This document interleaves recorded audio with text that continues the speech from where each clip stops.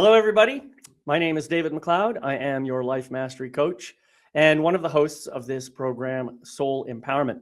Today, we're going to talk about something that probably gets to everybody at this time of the year, and maybe at other times of the year too. This idea of having to deal with holidays and family and all the things that go on during those times that, well, we've got a lot to talk about here today, so I'm not going to waste too much time doing a preamble. What I am going to do is I'm going to invite all my co-hosts to begin to introduce themselves. And today I'm going to start with you, Sarah. Please say who you are, where you are, what you do, and why. Hi, I'm Sarah Jane. I'm in the UK. What I do is I work with energy, Reiki, sound, people with the inner child, host of Gift of Healing TV, channel dragons and mythical beings, and speak light language. Why do I do it? Because I love it, and I love to be able to help people to help themselves. Oh, beautiful. And you do it so well too, Sarah. You're just an amazing gift to the world. Thank you for being here. And next I'm going to go to you, Scott. Thank you. I'm Scott Holmes. I'm a quantum intuitive healer, whatever that means and whatever that puts forth. So I live up here in Boston, or over here, or down here in Boston, and I am here to uncover the 12-year-old within you that is looking for joy for these holidays.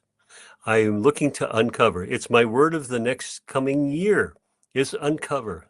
And I'm going to use that in every which way I can, because for me, it's all about taking the layers off to be able to find my authentic self and get closer to who that is. And I help people do that. And it is because I want people to be happy, joyful, and really grateful for who and what they are. Beautiful. And thank you for being here, Scott. It's always a pleasure to share space with you. And of course, by no means least, but at the end of the chain today is Gail. Say hello, Gail. Who are you? Where are you? What do you do? And why? Hello. I am Gail Nowak. I am also in the greater Boston area, and a big part of my work is supporting coaches and healers and conscious leaders in being fully seen without sacrificing relationships that matter to them, primarily the relationship with yourself. And I love that we're talking about holiday overwhelm today, because this season tends to reveal and uncover, Scott, those relationship patterns and where we may tend to abandon ourselves and forget and lose ourselves in things. And really my work is about helping my clients return to themselves with compassion. And why do I do it? All the reasons why I do it, because it's a path that I've walked for myself, and because this life can be an excellent adventure when we're willing and committed to do the work of getting to the heart of our authentic self. And sometimes that's something that unfolds in joyful ways, and sometimes that happens in what I like to call contrasting ways. And there are times in our lives where we need a guide to help us through that. And that just brings me so much joy to be able to be a guide on the side with my clients. Yeah, beautiful, Gail. Thank you so much. And I'm grateful. Well, I'm grateful for all of you for being here. I mean, you're just amazing people. And I think we've been doing this for almost 2 years together now, and it's just been a delight. And I just realized, I never introduce myself in the way that I ask you to introduce yourselves. So let me give that a shot and see how it goes today. So my name is David McLeod. I am, as I said, I'm your life mastery coach. That's just my business name. But I live here in Meridian, Idaho, which is right next door to Boise. And what I do, I came to the awareness a number of years ago that there's nothing more important than knowing, experiencing, and expressing the truth of who you really are. And what I realized is that this is something that is just so obvious to me now, but most people don't really even understand what that means. They think, well, I know who I am. I am this person. I am David, or I am a man, or I'm a pilot, or I'm a poet, or whatever. They put all those labels on themselves, and they think that they know who they are as a result of that. But the deepest truth is, you're none of those things. Those are just things that you do. Those are minor little itty bitty expressions that emanate out of the truth of who you are. And that's the thing that I've been grappling with that for myself for a very long time in my life. And I realized I have to figure out how to say it so that I can teach other people how important this is. And so that's my primary coaching paradigm now, has to do with this whole notion of life mastery. And I'm actually writing a brand new book. It's called The Tree of Life Mastery, that I hope will be ready for publication on April 13th. Thank you, Sarah, for the suggestion of that date. And maybe one day I'll explain why we chose that date. But right now, I just want you to know that it brings in what I call 13 alignment dimensions for living an absolutely fabulous life. And these dimensions span across 4 primary energetic archetypes that are all available to all of us at all the time. So that's what I do, and I do it because I'm really, first of all, I was really excited that I figured this out for myself, and I'm trying to live this way. And I realize if we can get more people to live that way, there'd be a lot more joy and a lot less pain in the world. So that's really why I do it. So there you go.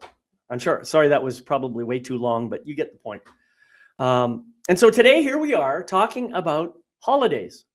And everybody loves holiday, right? Everybody loves holidays. Well, maybe not so much. Yeah. As soon as you start thinking, oh my God, I have to go and visit my family. I have to do this. I have to buy all these presents. I have to do this and that and the other thing. It's overwhelming. And so today we're going to talk about diffusing holiday overwhelm. And Sarah, you and I did and Scott as well did a lot of the initial write-up for this. But Sarah, I want you to start today and bring us into the center of this topic with whatever's coming up for you right now. I think it's families, isn't it? And there are so many different characters within a family. And say that again. But I remember sort of having a conversation with my 2 sisters and talking about our childhoods. And you'd think we were brought up in 3 totally different families, because our experiences and our perceptions and our understandings of those experiences were all different. And so just because we've all been raised by so-called the same parents doesn't mean that we are the same people at all. And it does create, yes, experiences within a family. And it's being able to be in that place of trying to understand our families, what's happened with them. And this is sort of something I've been very much thinking about recently is what was my mother's life like when she was growing up? What was my grandmother's life like when she was growing up? And going back, and okay, then we go to the fathers and grandfathers, but I was just thinking the feminine line. And we are all shaped by the things that have happened to us. And I think about getting our family together. And my mother is a classic of interrupting you before you have finished what you were saying. And so I've actually got to the point where if she does that, I just shut up and I don't say another word. I just keep quiet. Because actually I feel it's very rude to not let somebody finish what they're saying. Mm-hmm. And I interview a lot of people, and it is so important to listen to the whole thing, because you can miss out on the important things. But the sad part is that for too many years, I was equally as guilty for butting in before other people. And so that spoke to some of sort of what was said in the write-up, is that, what comes up for us is we go back to being that younger self. We go back to being that person, that child within the family. Only this particular, well, a lot of Christmases over the last few years have been my mother, my sisters, their children, and now their children's children. And so we've got a 4 generation. So we've got a lot of noise and a lot of interruption, sort of. Right. But yeah. it's also being in that place of watching, of listening, and trying to understand what is going on. Because actually, my mother, my grandmother, my great-grandmother, they were all only children. Mm. So, and lived through wars and goodness knows what else. So we're going back well over a century. So Yeah, life it's pretty was so fascinating, different. isn't it? Yeah, it's amazing. And, I'm sure Gail and Scott, you probably resonate with a lot of what Sarah was saying. I know I certainly do. I had a recent encounter with my brother last October, I guess it was, and we hadn't seen each other for years. And I was listening to him, and I was noticing how much he was reflecting the images of me that he remembers, which I mean, I guess there's still a part of those energies within me, but not to the same degree that they are now. I believe I have become a completely different person, because of the work I've done. And so, to be honest with you, I really didn't enjoy that encounter all that much.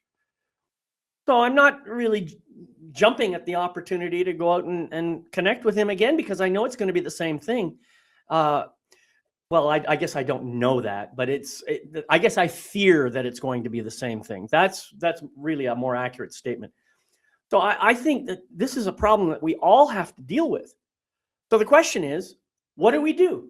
First of all, though, I want to give Gail and Scott a chance to talk a little bit about this, because I want to hear your experience on this issue. Yeah. Wow. A lot is coming up for me just from listening to Sarah and what you've shared, David. And what I'm noticing is that I've been able to move into a space of creating the holidays my way. and I'm feeling a lot of gratitude right now for being able to do that, and a little bit of sadness too, because part of the reason why I've been able to do that, even though I started doing that, is because my stepfather has passed away, my mother has passed away. My dad and I, we have a decent relationship, but he was out of the picture when I was, from the time that I was a baby. And so while I sometimes think of him as the parent that is easier to relate to in a lot of ways, because he's gone through, he's not a stranger to transformation, and he was the one parent who was actually willing to look at his own stuff and take some responsibility for things. He wasn't really a huge part of my life growing up, and sometimes I spent holidays with him, but that was like really stressful for me. And I don't spend holidays necessarily with him all that often as an adult, right? So, and then there's the family I married into, which is a whole other thing. And I am now in this place of being able to say, this is how I like to spend the holidays. I don't like the big crowd. Yeah. I want it to be, we spent Thanksgiving just the 4 of us together. Sometimes it's with a bigger group, right? But we're now at that age or that place where we're adults and we can put our big pants on and we can speak for how we want to do it. And I know that that's challenging. It was very challenging for me at first, and sometimes it's still met with, well, how come they don't want to spend how come they don't want to spend Easter with us? How come, and there's this acknowledgement of there's some sort of story. And the truth is, it's like, this is what we prefer. It's not, Right. sometimes there isn't this big dramatic story around it. That being said, sometimes it is nice, even with the characteristics in the different characters, right? One of the things that I love about our Christmas is that Christmas Eve, my husband, and even there's some Polish in my bloodline too, but my husband is Polish, and his father is like 100% Polish. And so we've maintained that tradition on Christmas Eve. It's called, I don't know if I'm going to say it right, Vigilia. I don't know how to say it, but it's kind of like this big feast. And I believe that, Portuguese families do this as well, like the Feast of the Fishes or something like that. And it's a beautiful tradition. Mhm. And we get together and we make pierogies ahead of time. And that is a beautiful tradition. And it's fun. And, it's passed down through 1, 2, 3, 4 generations now. Right. And I did not have that growing up. I didn't have a tradition like that. And so is it overwhelming? Does it get loud? Are there lots of personalities involved? Yes. Yeah. Yes. And part of that, David, is something that you hit on of the expectations, right? Like my husband and I have been together since 2001. So this has been a huge part of my adult life. And you get used to how things roll, and then you expect things to happen a certain way. And then guess what? They happen that way. And so Mhm. sometimes for us, I think it's breaking the pattern of expecting it to be that way. And that is not always easy to do. But it's something that I've been playing with over the last few years of like, how can I go into this clear about what my limits are and not expecting maybe some of those unwanted things to happen. And it's really interesting when we go into it with a certain kind of energy, with a certain type of openness, what can play out. And a lot of times recently, and I'm so happy, like excited and grateful that this is showing up, is that I walk away feeling like, okay, it actually was fun. Like Right. I didn't get triggered by this, that, and the other thing. In fact, I don't even remember that showing up. So I do think that we have the maybe more power to create what we want out of the holidays than maybe we think that we do. And all of that to say is, I get that it's not always easy and that it can still be overwhelming. Yeah. Right. Yeah. Thank you, Gail. Beautiful share. Scott, I'd like to hear from you. Okay, you all landed on stuff. So yes, Sarah, my brother is 7 years younger, and we were an Air Force family. And when my brother was born, my father got out of the Air Force. So I lived in someplace new every year. My brother, 7 years younger, grew up until he was 25 in one place. So talk about a dichotomy of upbringing, right? That that brings itself to the roles that we all play. I have two sisters in between my brother and I, and everybody fills a role. Even now, when we get back together, my parents are now gone, but when we get together, which we do after Christmas because everybody's got their own families, everybody falls back into that role. It's absolutely amazing when families get together. You know, you might be 55, but you're the baby of the family, and that's how you're treated. And it's like, wait a minute, that isn't who I am anymore. What are you talking about?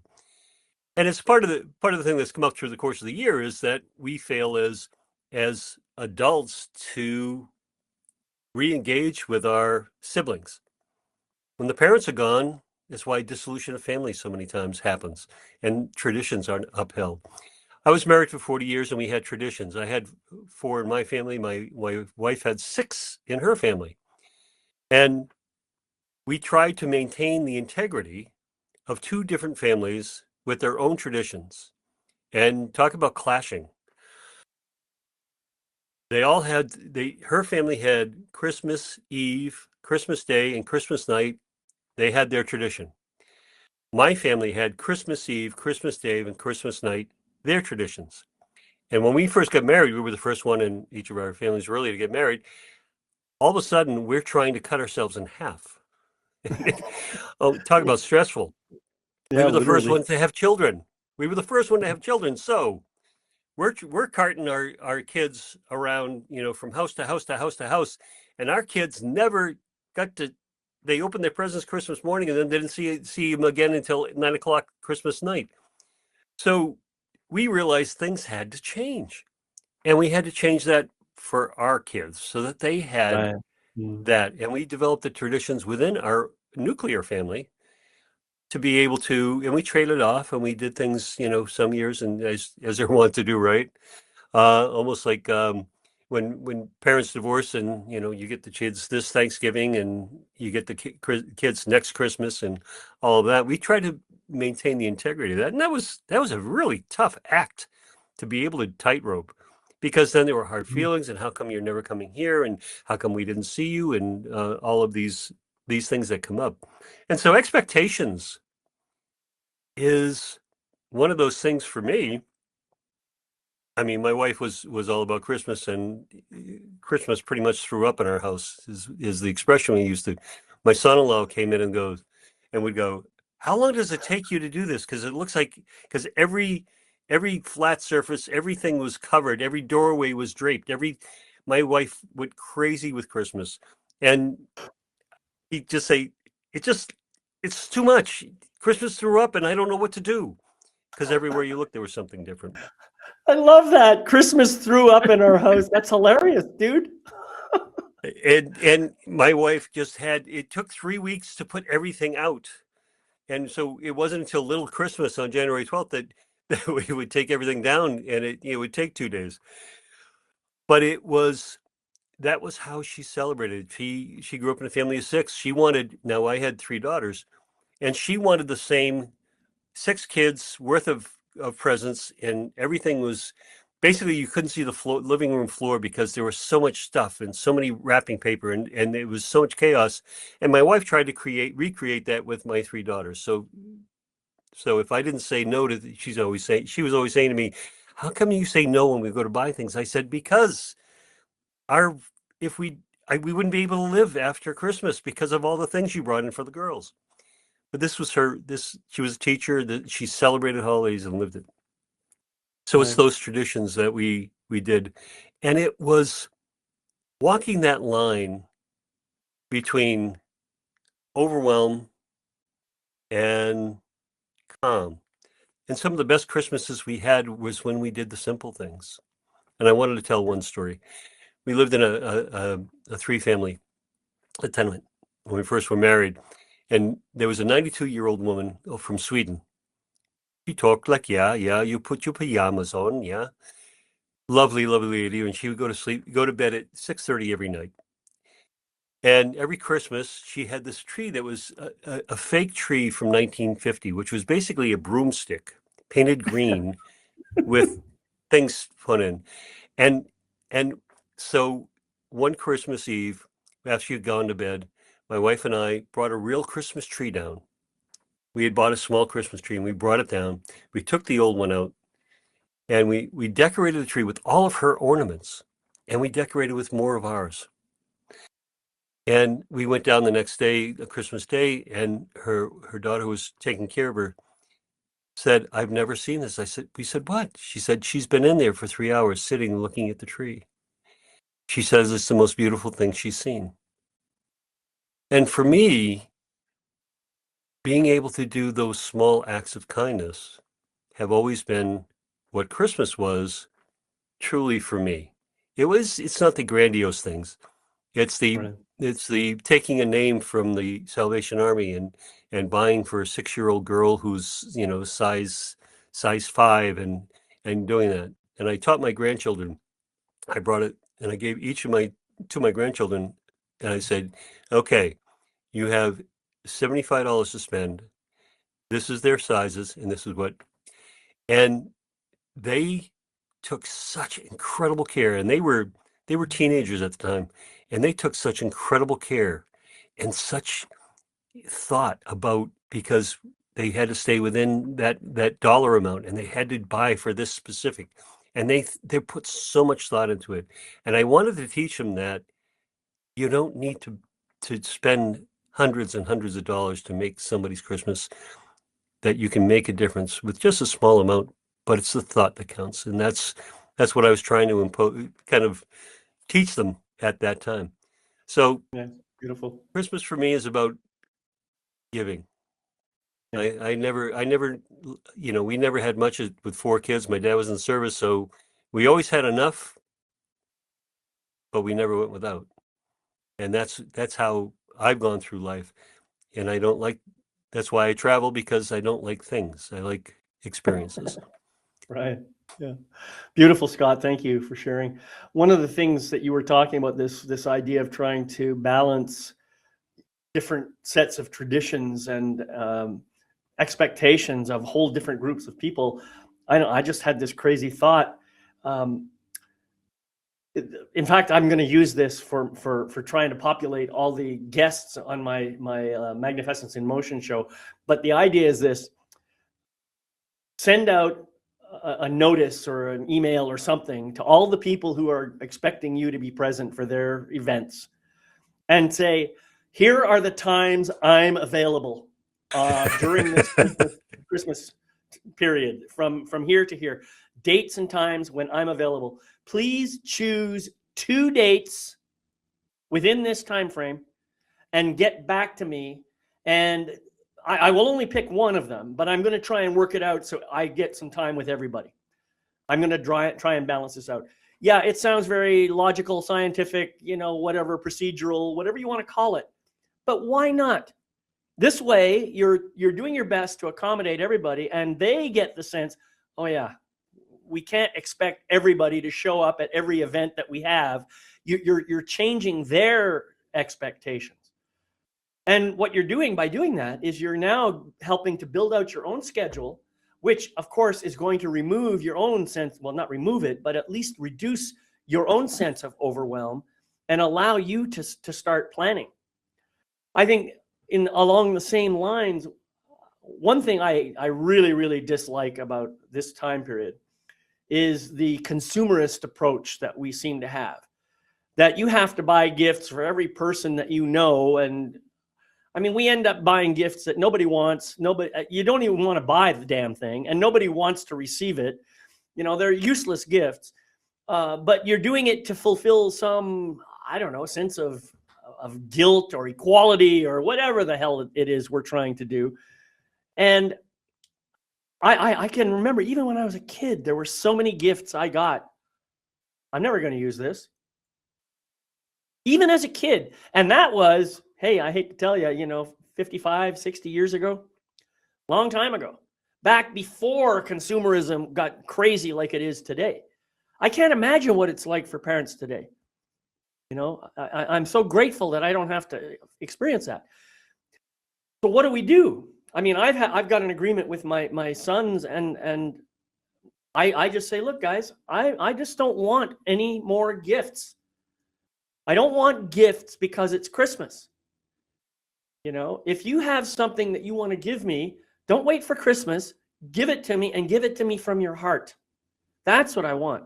And the kinds of things that I really appreciate nowadays, I don't like these concrete gifts like you were saying, Scott. It's what I like, what I really, really appreciate. My son, when he was younger, he used to draw pictures, and he would draw pictures of superheroes. And I absolutely loved it when he'd give me a picture like that, because very often Dad was featured somewhere in the picture. So I love that. Those are things that are invaluable. You cannot put a price tag on stuff like that. And those are the things that I value now. I still got them. Some of the physical gifts they gave me, long gone. So why don't we teach each other to do that sort of thing? I think, Sarah, this is something that you have said before. We teach people how to treat us. So the more abuse we take, the more abuse we get. It's really quite simple. So the moment we learn to say no, put up a hand and set a boundary, that's when things start to shift. So, and boundaries, by the way, I know one of Gail's favorite topics. boundaries are very, very powerful for helping to reduce overwhelm. In fact, Sarah, I know one of your favorite words these days is no. So why don't you tell us about why it's so important to be able to say no? For me, you're saying no to others and yes to yourself. Whereas all those years that you were saying yes to everybody else, you were still saying no, but you were saying it to yourself. Right. And personally, and this is my feeling about this, while you are constantly saying yes to others, you are holding two people back. You are holding yourself back because you're doing for them, and you're holding them back because you're not encouraging them to do it for themselves. So support people, but we're not doings, we're beings. Right. And when we say no to somebody, if it's really important to them, we're encouraging them to potentially do it for themselves, or they'll go and look for somebody else who'll do it for them. But then that's their choice. And then by saying no to them, you're saying yes to yourself. And you're empowering yourself to do those things that feel right for you, that you would like to do, that speaks to your heart. And so I suppose this is something that my sisters and myself, we had a conversation quite a few years ago now, because my oldest great niece is going to be 16 next year. So she's 15. And it's just like, is she really? Okay, fine. But it was a matter of, I've got 9 great nieces and nephews, 5 nieces and nephews with their partners. And it's just like, actually, I'm on my own. There isn't a dual income. So my youngest sister is also on her own. So she doesn't have a dual income, but she does have 3 kids and 5 grandkids. So it became an agreement. I don't expect anything from them, and I don't get anything for any of them. What they do within their own families is totally up to them, because all we were doing was just either spending money or giving money, and it was just around the money was just going. It was just like it was so daft. Exactly. It was so daft. It really was. And so we came to that agreement. Christmas Day, I am going to be spending right here at home with the friend I share the house with, and it's going to be a quiet day. Whether I will pop over to my sisters on Christmas evening, I don't know. And whether I'll see them Christmas Eve, I don't know at the moment. Boxing Day was always a big day, the day after Christmas, 26th of December. Always a big day in our family because it was my grandfather's birthday. And so it was Christmas Eve, Christmas Day, Boxing Day. It was 2.5 days off. It's solid. So I will be going across Boxing Day. But every time we get together as a family, I always take a good chunk of food with me. So I don't expect to get fed for free. And my sister only said to me the other day, she said, "Oh, Sarah, I know you're doing this, this, and this." She said, "Can you make a little bit of your vegetable dish for us, please, for Boxing Day?" And I said, "Yeah, okay." Because I think most of us have that dish or those dishes that members of the family. And so it was just like, "Sarah, will you do that?" It's just like, "Yeah, Right. okay, fine. I should, if you want me to pay for the vegetables, I will." I said, "Okay, fine, Katie, I'll do it." But we're also, but I listened to my mum, and she said, as much as she loves seeing everybody together, there will be 4 young children at Katie's, at least 4 young children. And it gets very noisy. And I've never had children. And so I love peace and quiet. My mother's now 88.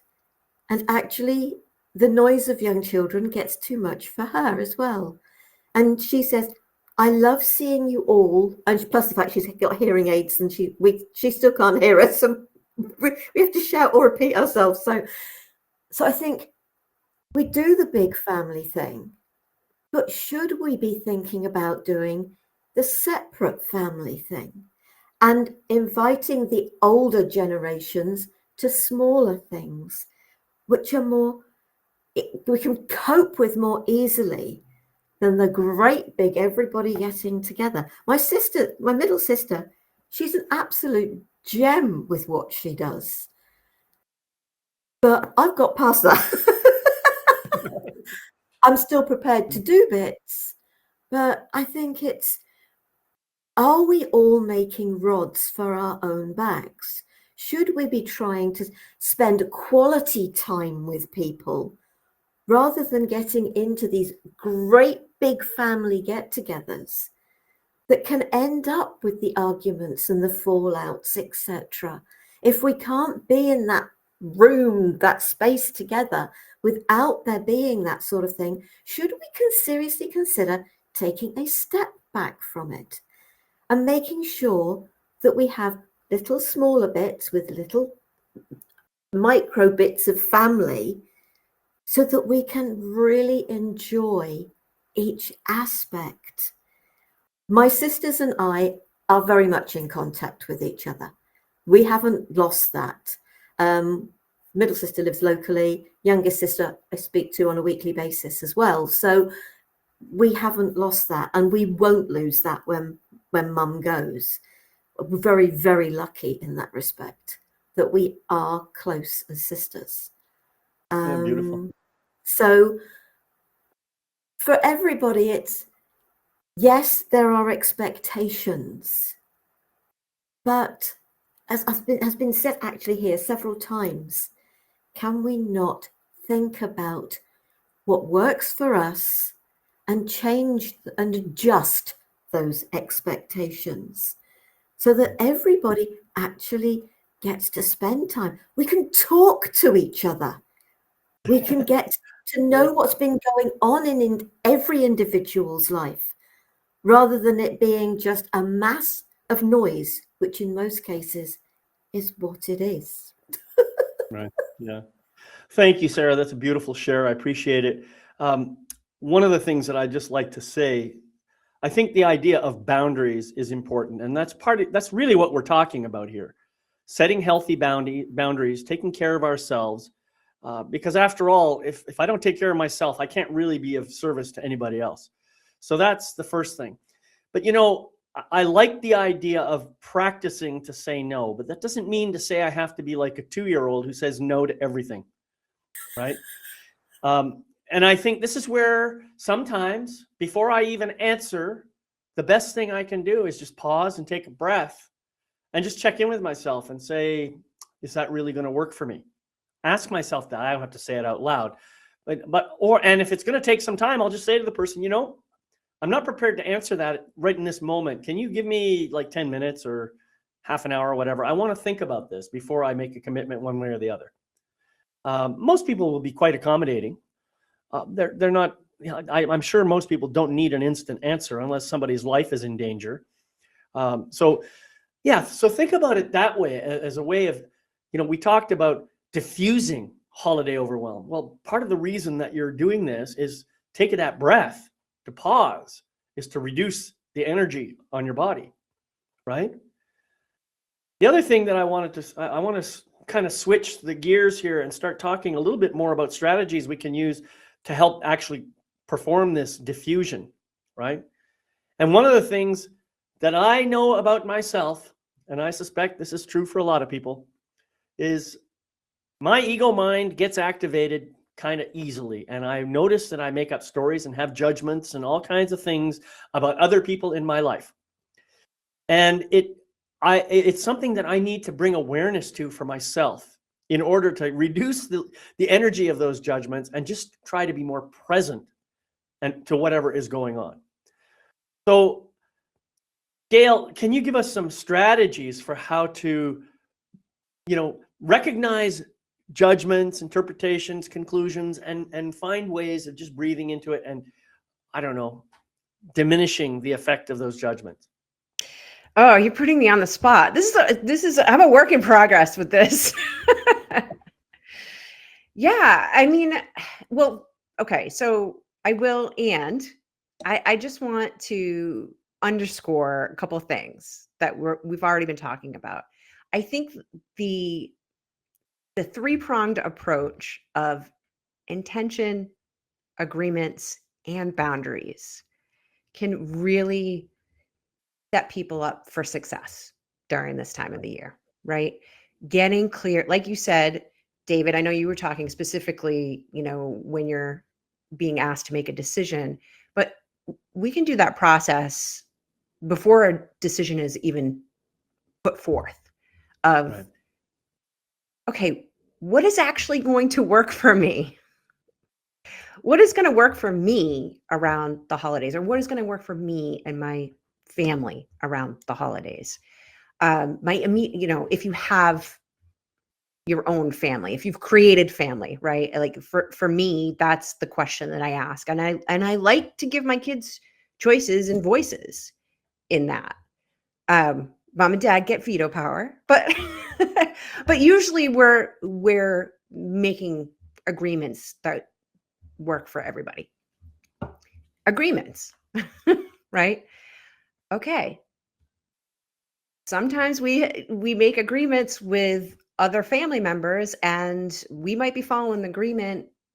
Maybe they're not following the agreement, especially agreements around gift giving. Some people just like to give gifts, and they're going to give gifts even though they said, okay, I hear you, you don't want to do gift giving, and they do it anyway. And really that is about allowing yourself to receive the gift without guilt and without, getting upset about it, whatever. And also, being true to yourself and keeping your side of the agreement. Again, not always an easy thing to do, but like that's definitely something we're learning on the court in our family. And then those boundaries, of course. So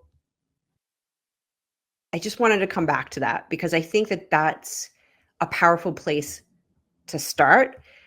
And now I'll answer your question, David, which is what? Which is, can you repeat Oh, it? Because I lost it. Well, it had to do with judgments and conclusions and yes. interpretations and Right. story and stuff. So, right. Because we're, especially when we're talking about family or even just people in our lives that we've known for a long time, we tend to see them how we've always seen them. And, we're all human and we all make mistakes. And whether we want to or not, sometimes we hurt people or we disappoint people. And it can be very easy to get stuck on that and then have our judgments. And so I don't have a perfect answer or even a great answer necessarily around this because I notice it too. I mean, I notice, my judgy, I got a pretty loud judge, and I allow that judge to be loud in my head, right? But I don't necessarily move or speak or act from there. I do take that pause. I do say to myself, like, what? Okay, I hear you. And I hear that you're, worried about this or upset about this, and it's almost like having that inner dialogue with yourself ahead of time instead of just saying, you know what, this person's a jerk. And so I'm going in with a chip on my shoulder because I know this person is a jerk 100% of the time because the rest of us are never jerks ever, but it is it's not cutting that off either. I think you have to voice it for yourself. And then you can get to that place of like, have I ever, you can start asking yourself questions. Well, have I ever been like that? Have I ever? And it's not necessarily to let people off the hook. It's simply to just expand your vision. Because I think when we're judgy or defensive, we get really narrow. Mm-hmm. And it's helpful to then be honest with ourselves and have some humility and say, have I ever done this before? And that starts to expand that vision and have compassion for yourself. Right. Maybe you have compassion for the other person, maybe not. Like maybe you're simply neutral, but it does take the charge out of, I'm expecting this, I'm now having a judgment about it, and shifts it into maybe this will happen. And if it does, hey, that's them.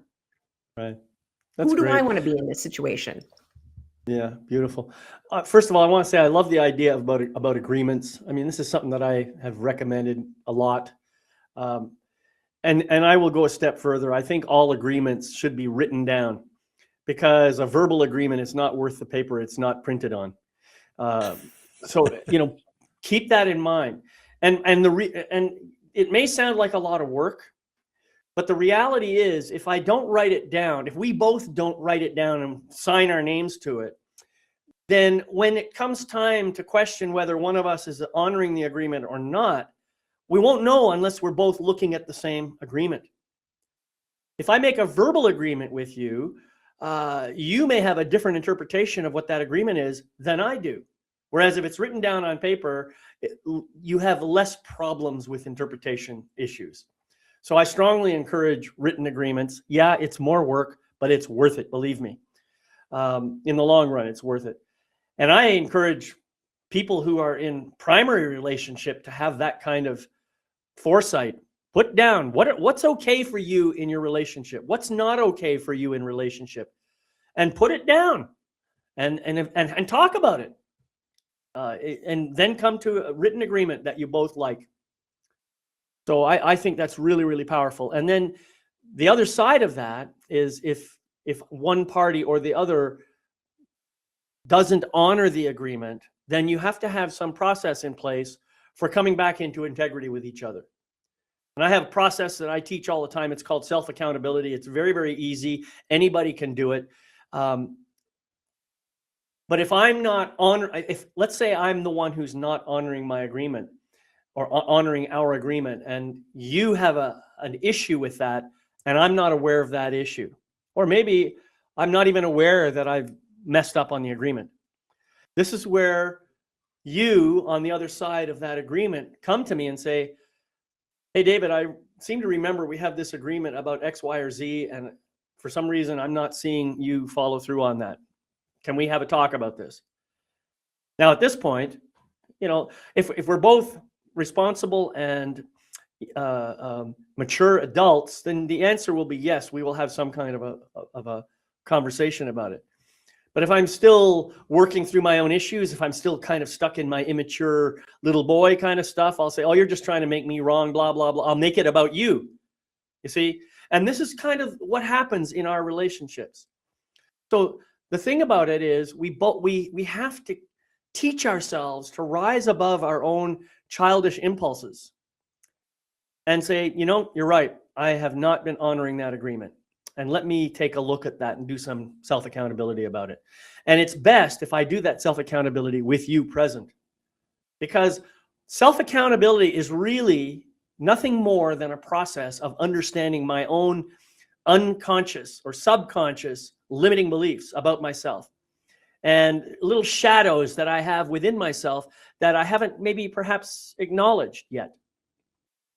And it's time, and so self-accountability is a great way for me to become aware of some energy inside me that keeps me from honoring the agreement I made with you. That's the beauty of self-accountability. And when I do that work in front of you, you begin to see me as a more vulnerable person, and any judgments you may have about me automatically tend to dissolve. That's the beauty of it. Now, I'm not going to go through a whole accountability process here, but I think it's a really, really powerful piece that people need to learn, right? So, Scott, I'd like to kind of get to you now and hear you. You're really great at these ideas of reducing negative energy. So, can you give us a few suggestions about how, when I'm caught up in some kind of overwhelm, whether it's emotional or physical or whatever, give us all some great ideas about, I know they're going to be fantastic, great ideas about how we can reduce that energy. So before I go there, so you're talking about prenuptials for Christmas. I like that. You're signing a prenuptial agreement for Christmas, and that's Exactly. Yeah. Okay.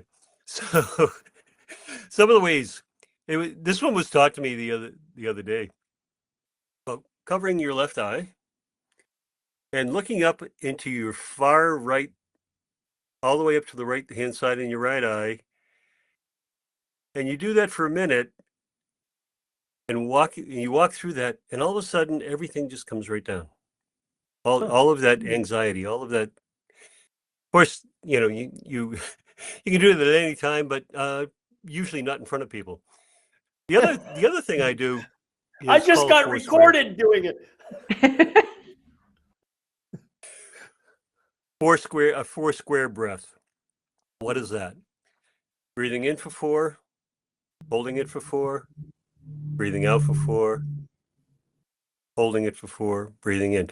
So I teach a lot of my clients. I teach, especially those that get anxious and nervous. When you count in your head, 4, 1, 2, 3, 4, 1, 2, 3, 4, 1, 2, 3, 4. All of a sudden, when you were thinking about it, you've forgotten, and all of a sudden your shoulders just kind of calm down. Everything comes down, and all of a sudden you're able to kind of be a little bit more present. And in doing that, my God, I mean, if I can't sleep at night, I do a Foursquare breath, and sometimes I can't even get to the fourth time to go around because I've already relaxed my mind and it's already stopped, and I can go back to sleep. So, what you had talked about breath, David, one of the saving graces that I've had is that breath before I speak. I used to speak and then my mind would catch up, and then I couldn't take back what I said because I hadn't really thought about it. I was just reacting. And that inhale, that breath before I speak now allows me to catch up. And sometimes I just breathe out and don't say a word. And I don't need to say anything. Mm-hmm. We talk about expectation. When I go in to a large gathering like that, I stay open from expectation. Uncle Joe, who's always been a jerk the whole time. Well, what I didn't realize is the last year, he stopped drinking. He's going to AA. He's trying to be a much, much better person. And if I don't stand there and listen with an open mind, I still think he's the jerk. Mm-hmm. But this is a man who is struggling and is coming into his own. This happened to me with a family member that I had only seen 2 years previous, and he was a different man, much like I'm a much different man than I was 3 years ago, 8 years ago, 15 years ago. I try to do that with the family dynamics of just listening to my siblings and really intently understanding what their journey has been over the last time since I've done that. But more to the point, David, and I truly believe this is, and Sarah, I love that you speak to your sisters often, is that communication, constant communication, that connection takes away and fans all of that stuff away. It just, because you develop the relationship, you have that relationship. It isn't prejudged. You're not going in with this expectation, or it's like, okay, go ahead. I'm going to walk into this family reunion and I'm going to be fine. We've all had that.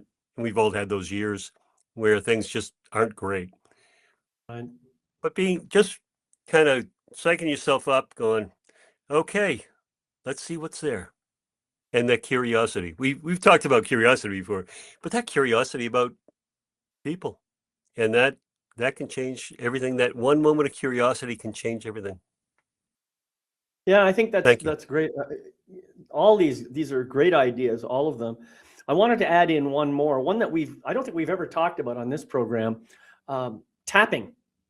Now, I don't know the proper mechanism for tapping, so please don't take this as gospel. But I do know I've learned some of the procedures, and basically the idea is tapping on certain areas of your body, not super hard, just enough to create a little bit of a vibration. And you can do it on your head, you can do it on your cheekbones, you can do it on your chin. Just, I'm just using 2 fingers, that's it.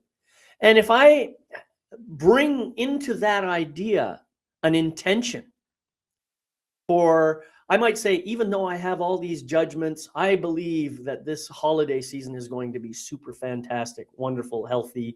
I'm really looking forward to connecting with my family.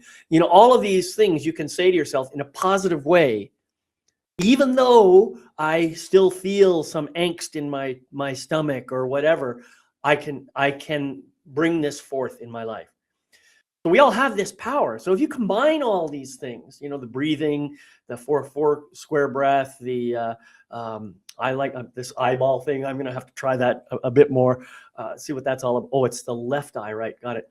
But I think if you bring some of these ideas into your life and maybe start a practice of meditation, whatever that might look like for you, or yoga or something else that helps you to get into your body and be present with what's going on in your body rather than what's going on in your head, I think you can find yourself diffusing all kinds of unpleasant energies from your system quite easily by doing that. Sarah, I'd like to have you share with us a little bit about emotional honesty and how we can start embracing that a little bit more in our relationships with our families and interactions that we're going to have with people during these holiday seasons. Yes, it is important to be emotionally honest, but I think you ought to do that prior to these family gatherings. You know, when speaking to parents, to siblings, nieces, nephews, whatever it is, I really think that it should be done prior to, not during. But it first and foremost, be emotionally honest with yourself. What are you feeling, and what is beneath that feeling? And are you in judgment about what created that feeling? Is there something that you can learn from it? What happened?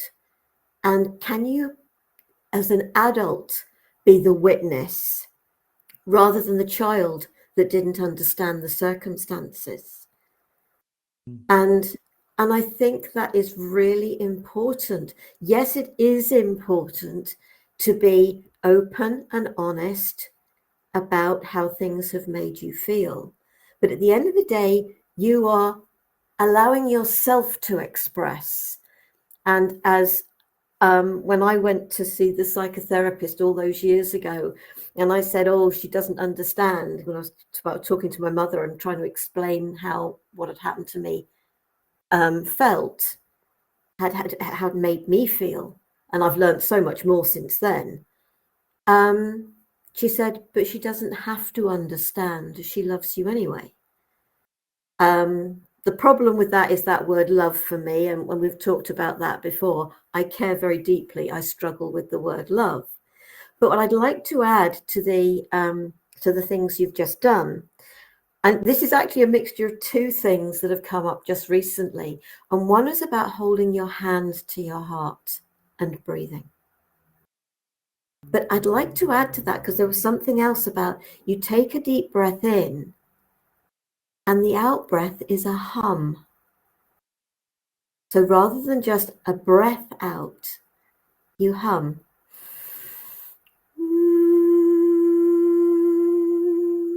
So I've just done that very briefly. I work with sound. So if humming isn't, but when you're humming, when you're doing a sound, when you're doing something else, again, you're taking your mind out of things. Right. And so isn't it for us to be taking the ego mind, the monkey mind, the whatever it is, out of situations to potentially become more open to what are the undercurrents, what's going on beneath? But then I believe they are conversations for us to have outside the big family gatherings, and trying to make that time to not just have the conversation, but truly listen to the other individual and hope they respect you enough to listen to you. Right. Yeah. Beautiful. Thank you, Sarah. Well, we're getting close to the top of the hour here. I want to thank everybody for just a beautiful share and lots of wonderful wisdom. And I know I'm going to give you each of you a chance to say some final words. And I'm going to start with you, Sarah, because I know you have to leave. And I would really love it if you would close us out with some impromptu light language. My pleasure. Oi tanaka shema, te roi chanaiki te mi, loe che ama, ek tarenge che te, Sorong kun turumai kai che. Ik turumanai ne akta ai ishe. Tueste est akata noi a te I kema. Namaste. Beautiful. Thank you. Scott, do you have some final words you'd like to share before I stop the recording?